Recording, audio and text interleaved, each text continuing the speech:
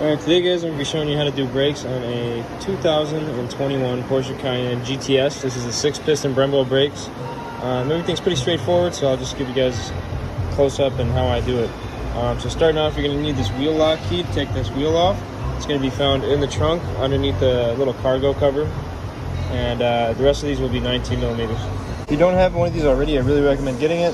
It's just an, M14 by 1.5 little stud. You find these on Amazon for 10 bucks, 12 bucks. Screws right in and kind of gives you a little stud. I know people always complain about the German cars, but it's fucking 10 bucks and you can't beat it, so there you go. Alright, now the only quote-unquote special tools you'll need for this job is a T60 and an M10 Triple Square. I'll show you how you use those in a minute. So as complicated as it may look, there's only 2 bolts holding this caliper on, one on the top, one on the bottom, and those are the T60s. So you just get yourself a breaker bar like this, crack them loose, and the caliper should start sliding off. Now before it starts sliding off, you're going to need that M10 Triple Square back here holding this bracket on. I'll show you that a little bit later. So before you disconnect that M10 in the back or unscrew it, and before you take off anything else, including the caliper, you're going to want to pop this little guy off right here, bleeder screw cap that'll pull this off, which is the brake pad wear sensor. And if you look around back here, you're going to have a clip right here. You're going to have to unclip this, and it'll just pull right out, and you'll be able to slide the other side out, or twist it, I should say. I actually find it easier to pull the whole caliper and brake assembly over this way. Stick a screwdriver back here, and it should just pop out like that for you. Now on the other side, if you look in the back of it, might be kind of hard to see right here. Just twist it like this, and then it'll pop right out. And pull out of the whole bracket assembly.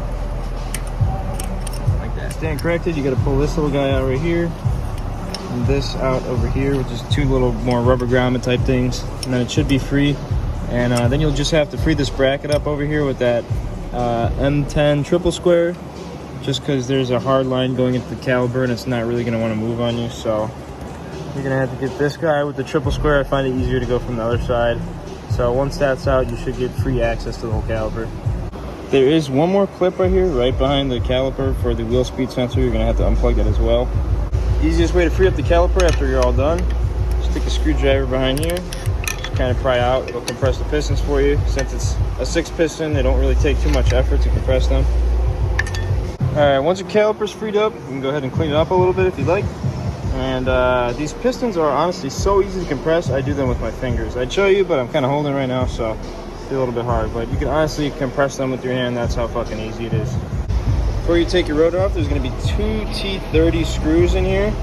I would stick the bit in there first and then tap with the hammer just so you could break the threads loose a little bit or free them up. It's called shocking it. But once those are out, you're free to take the rotor out.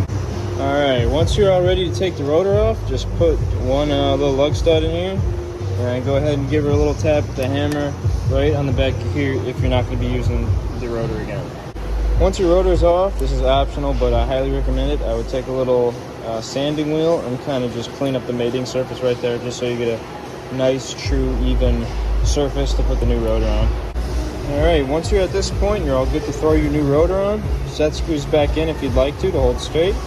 And from there, you just reassemble as the disassembly process. So pretty straightforward. If you have any questions or anything, leave them in the comments. But yeah, pretty easy, I think.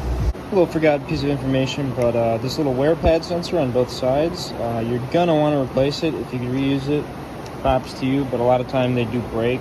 So this thick pad is going to be going inside towards the rotor on the inner pad.